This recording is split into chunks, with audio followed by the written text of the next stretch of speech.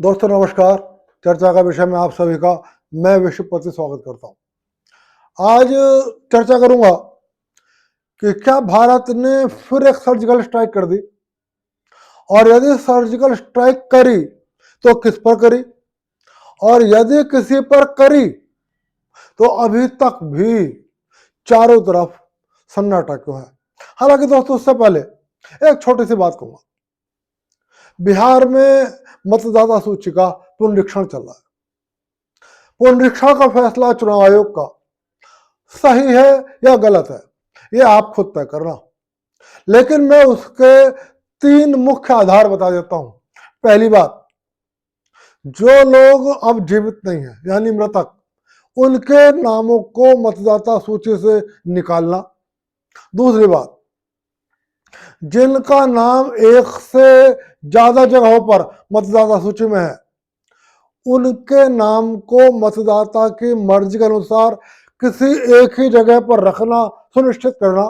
और तीसरी बात, जो भारत के नागरिक नहीं हैं उनका नाम मतदाता सूचियों से निकालना, ये चुनाव आयोग का मकसद है।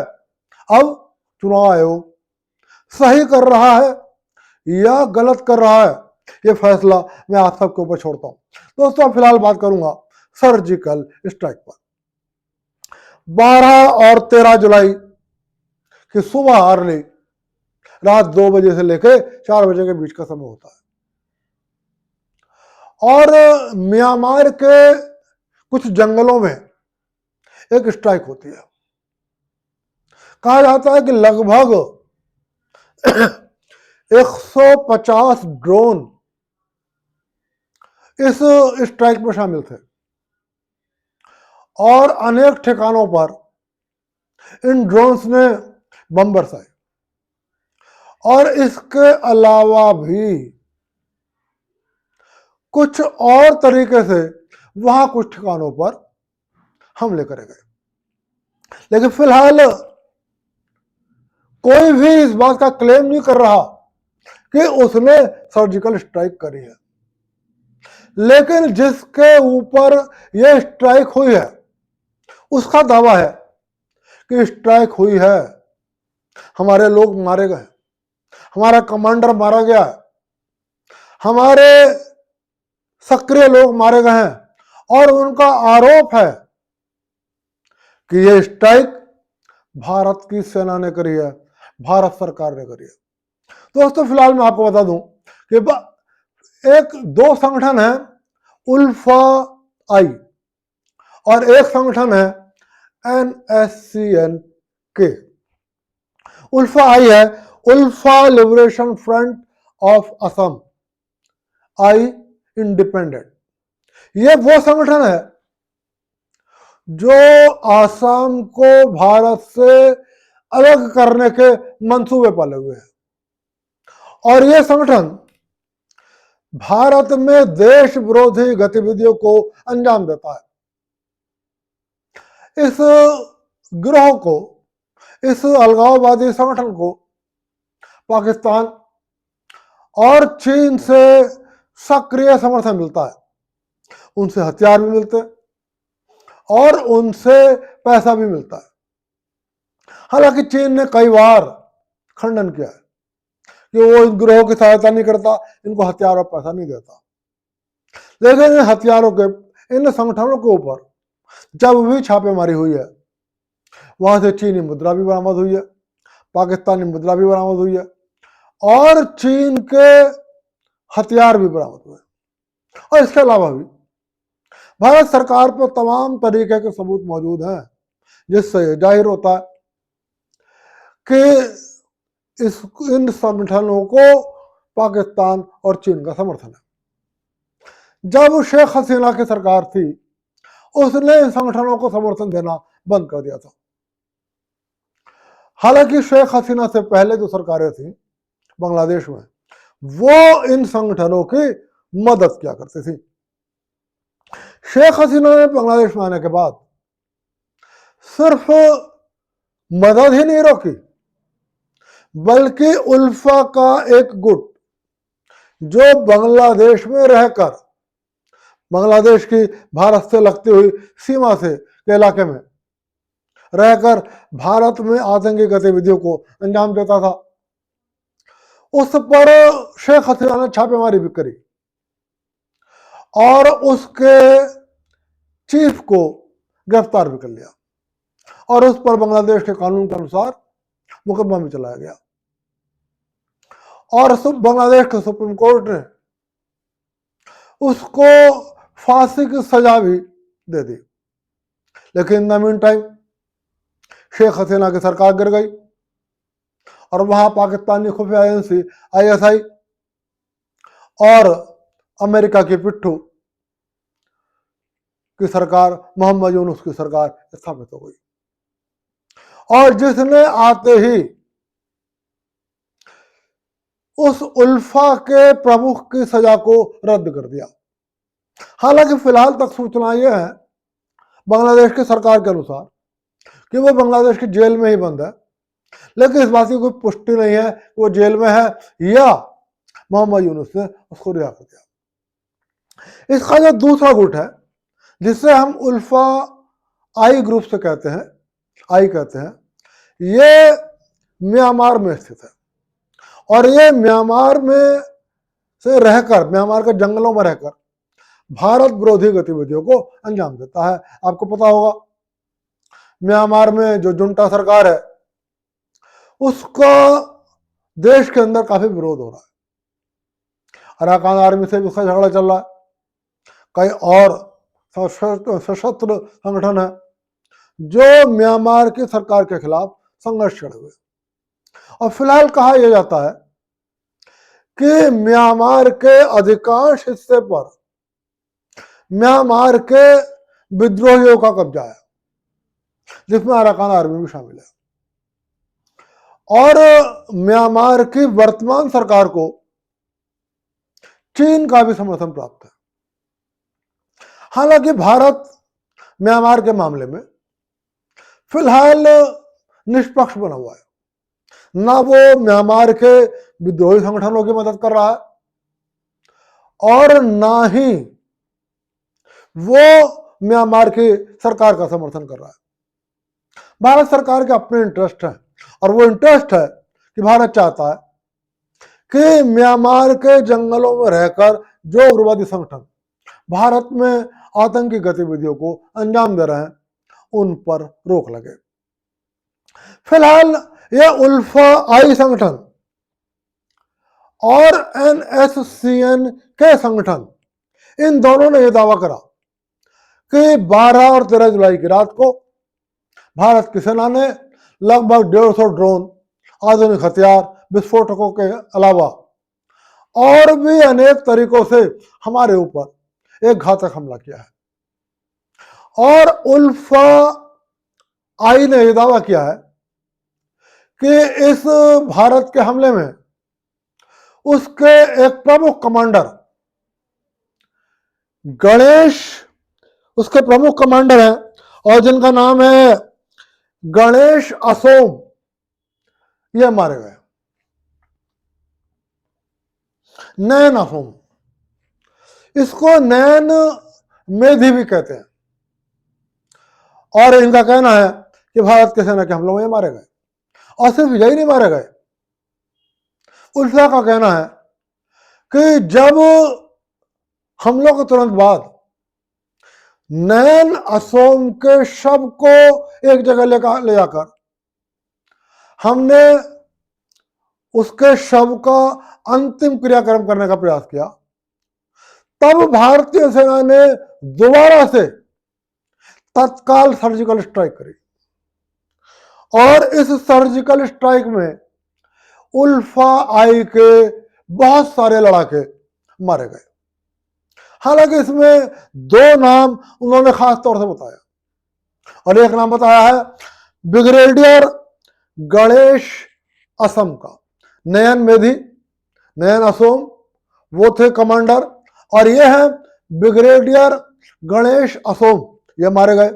इसके अलावा उल्फा आई का दावा है कि इस सर्जिकल स्ट्राइक के दूसरे दौर में जो उसी रात में हुई उसमें उसके कर्नल प्रदीप आसाम मारे गए। इन सब लोग भी नाम के आगे असम लगाते, वो चाहे नयन हो, चाहे वो गणेश हो, और चाहे वो प्रदीप हो।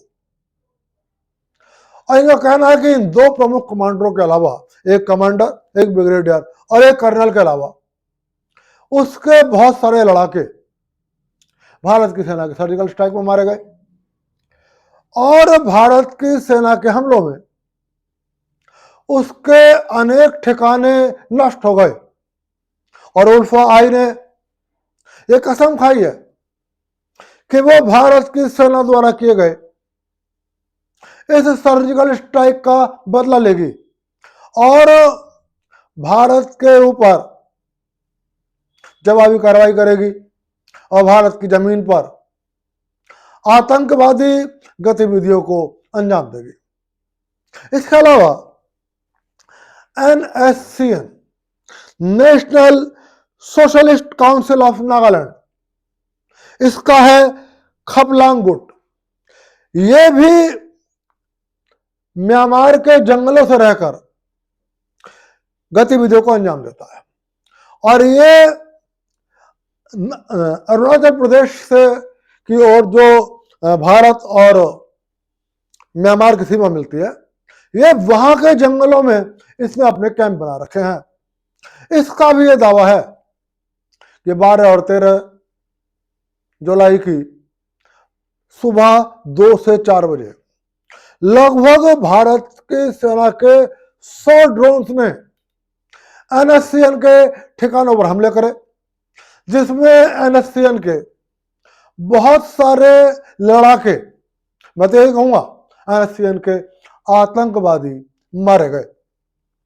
और NSCN ने भी भारत को चेतावनी दी है कि वो भारत की इस सर्जिकल स्ट्राइक का बदला लेगा, भारत में नागालैंड में हमले करेगा और नागालैंड को भारत से अलग करने के लिए अपने प्रयासों में जोरदार तेजी लाएगा। हालांकि NSCN खपलियांग गुट ने अपने किसी ऐसे कमांडर या ब्रिगेडियर या कर्नल या किसी और विशेष नेता का नाम नहीं बताया है जो इस हमले में मारा गया हो, लेकिन उसने ये कहा है कि उसके बहुत सारे लड़ाके मारे गए।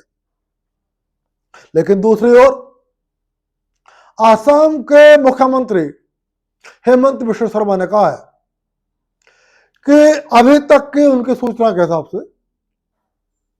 भारत सरकार ने या आसाम पुलिस ने या भारतीय सेना ने, चाहे वो उल्फा हो और चाहे वो NSCN हो, उस पर किसी प्रकार की सर्जिकल स्ट्राइक नहीं करी है। हेमंत बिश्व शर्मा ने साफ कहा है कि मैं आसाम के मुख्यमंत्री के रूप में यह बात कह सकता हूं कि आसाम पुलिस ने किसी भी तरीके की सर्जिकल स्ट्राइक को अंजाम नहीं दिया है और ना ही वो किसी सर्जिकल स्ट्राइक का हिस्सा रही है। हेमंत बिश्व शर्मा ने यह भी कहा है कि अभी तक सेना ने भी ऐसी किसी स्ट्राइक की पुष्टि नहीं किया और भारत सरकार ने भी और सेना ने भी अभी जब मैं वीडियो में आ रहा हूं उस वक्त तक भी सर्जिकल स्ट्राइक की पुष्टि नहीं करी है। यहां एक सवाल आता है कि एक और नरेंद्र मोदी सरकार ने पाकिस्तान पर 3 सर्जिकल स्ट्राइक करी। 2 सर्जिकल स्ट्राइक हुई इमरान खान के समय में और 1 सर्जिकल स्ट्राइक हुई ना इसके शहबाज शरीफ के समय में, जो युद्ध में कन्वर्ट हो गई। तीनों सर्जिकल स्ट्राइक का बहुत हल्ला हुआ, बहुत शोरगुल हुआ। उस सर्जिकल स्ट्राइक में 2 में पाकिस्तान ने पहले माना ही नहीं कि उसके ऊपर कोई स्ट्राइक हुई, जबकि भारत ने कहा कि उसने स्ट्राइक करी है। तीसरी सर्जिकल स्ट्राइक में पाकिस्तान ने माना कि उस पर स्ट्राइक हुई है और भारत ने भी माना कि उस पर सर्जिकल स्ट्राइक हुई है। लेकिन भारत के विपक्ष ने पहली दोनों स्ट्राइक में एक सवाल खड़ा कर दिया कि भारत सरकार इस बात का सबूत दे कि उसने पाकिस्तान पर सर्जिकल स्ट्राइक करी। हालांकि दुनिया भर के अखबारों ने मैं सबूत फोटो सहित, मस्को की संख्या के सहित, मस्को के घर वालों के बयान सहित ये खबरें छापी कि भारत ने पाकिस्तान पर सर्जिकल स्ट्राइक करी है। लेकिन राजनीतिक नजरिए को ध्यान में रखकर भारत का विपक्ष इस सर्जिकल स्ट्राइक को नकारता रहा और भारत की सेना के इस जांबाज प्रयास को, इस जांबाज उपलब्धि को उसने कमतर आंका। तो सवाल है कि जो मोदी सरकार सर्जिकल स्ट्राइक को तुरंत दावा करती है, तुरंत श्रेय लेती है, उसने यदि म्यांमार के जंगलों में उल्फा आई और NSCN के खपलियांग गुट पर एक ही रात में 3 जगह स्ट्राइक करी है। उल्फा का दावा है कि पहली स्ट्राइक उसके जहां पर उसके ठिकाने बने हुए हैं वहां पर करी गई, और जहां उसके ठिकाने बने हुए हैं उसका दोस्तों जो नाम है वो है हयात बस्ती।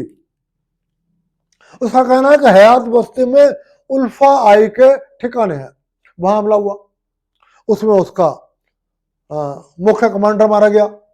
और जब हम उसके शव को लेकर उसका क्रियाक्रम करने गए तब वहां पर फिर हमला हुआ और उसमें उसका ब्रिगेडियर कर्नल सहित काफी लड़ाके मारे गए। और NSCN का एक दावा है कि उसके ठिकाने वहां है जहां म्यांमार और भारत की, जहां अरुणाचल प्रदेश है भारत का, उससे मिलती हुई सीमा है। दोस्तों अब निश्चित रूप से आपके मन में भी एक प्रश्न होगा कि यदि भारत ने स्ट्राइक करी है तो जो मोदी सरकार गाने बजाने से चूकती नहीं है और अपनी उपलब्धियों का बखान करने से चूकती नहीं है, ऐसा क्या कारण है कि उसने यदि NSCN और उल्फा पर स्ट्राइक करी है तो वो खामोश क्यों है और वो चुप क्यों है? म्यांमार सरकार भी इस बारे में कुछ नहीं बोल रही कि उसकी सीमा का उल्लंघन हुआ है या उसकी सीमा का उल्लंघन नहीं हुआ है, उसके यहाँ स्ट्राइक हुई है या नहीं हुई है, म्यांमार की सरकार की तरफ से भी चुप्पी है। लेकिन यहां पाकिस्तान से उनको उलट है, यहां पर जिसके ऊपर स्ट्राइक हुई है वो कह रहा है, उल्फा कह रही है, NSCN कह रही है कि हमारे ऊपर हड़ताल, हमारे ऊपर स्ट्राइक हुई, हमारे लोग मारे गए, हमारे कमांडर, हमारे ब्रिगेडियर, हमारे कर्नल, हमारे नेता मारे गए, लेकिन स्ट्राइक करने वाला चुप है। इसका कारण मैं आपको बताता हूं। पाकिस्तान पर आज तक भारत की किसी भी सरकार ने स्ट्राइक करने की हिम्मत नहीं करी थी। सच यह है कि भारत की अधिकांश सरकारें, यह बहुत कड़वी बात है, आप में से कुछ मित्रों को बुरी लग सकती है, अधिकांश सरकारें पाकिस्तान से डरती थीं, चाहे वो जवाहरलाल नेहरू की सरकार हो, चाहे वो मोरारजी देसाई की सरकार हो, चाहे वो इंद्र कुमार गुजराल की सरकार हो, और मनमोहन सिंह की सरकार तो थी जिसको पाकिस्तान का नाम सुनते ही कप कपी छूट जाती थी। इतना खौफ था, इतना डर था पाकिस्तान की सेना का, पाकिस्तान की खुफिया एजेंसी ISI का भारत की इन सरकारों में। हालांकि इंदिरा गांधी की सरकार ने पाकिस्तान को सबक सिखाया, अटल जी की सरकार ने भी पाकिस्तान को सबक सिखाया, लेकिन अटल जी भी सर्जिकल स्ट्राइक नहीं कर सके थे।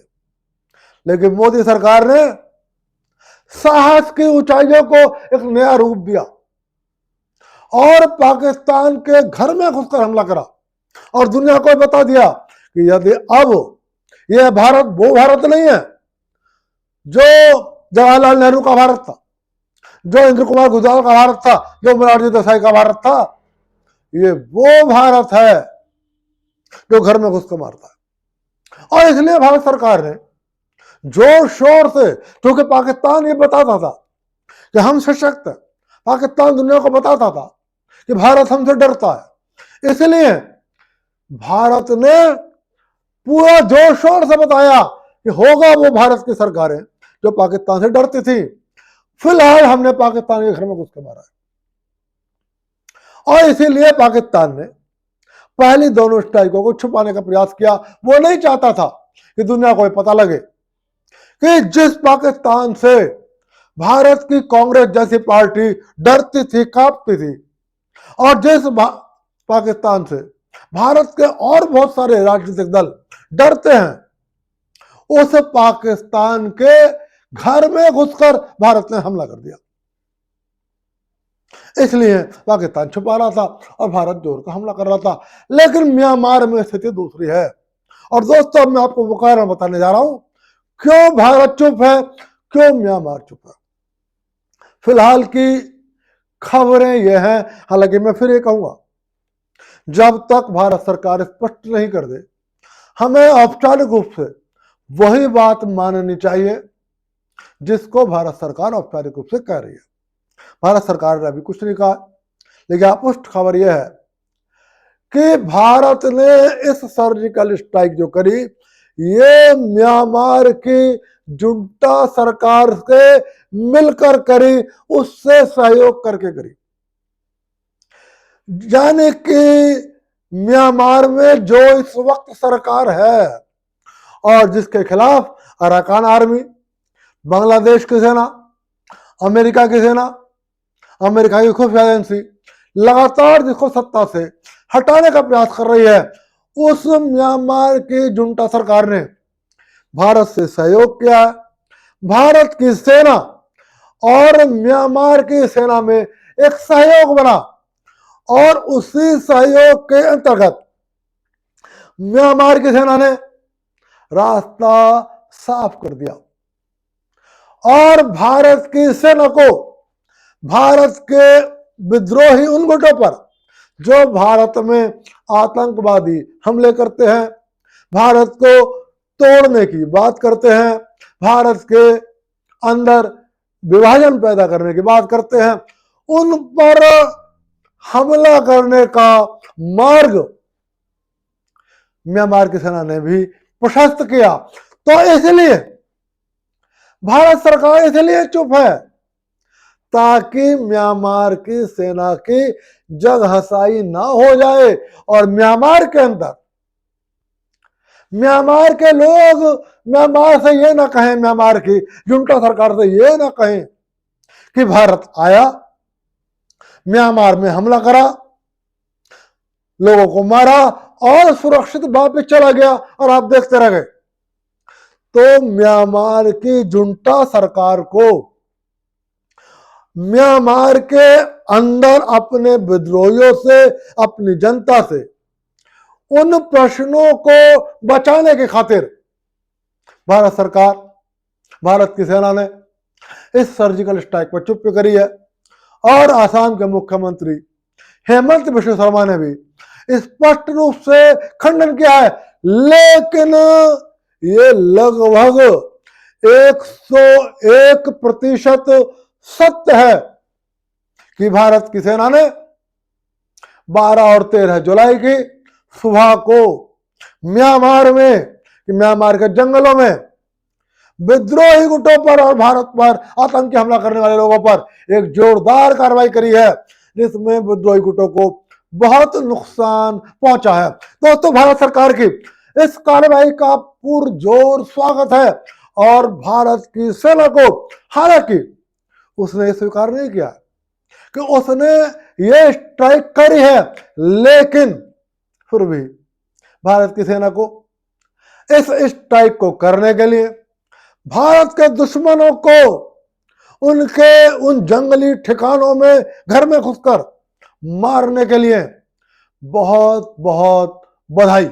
और फिलहाल चर्चा का विषय में चर्चा यहीं तक, फिर मिलूंगा और किसी विषय पर चर्चा करूंगा, और तब तक के लिए रोजाना की तरह चलते चलते आपसे फिर अनुरोध कर रहा हूं, वीडियो पसंद आए लाइक कर देना, चैनल को सब्सक्राइब कर देना। आप सभी को विश्वपति का नमस्कार।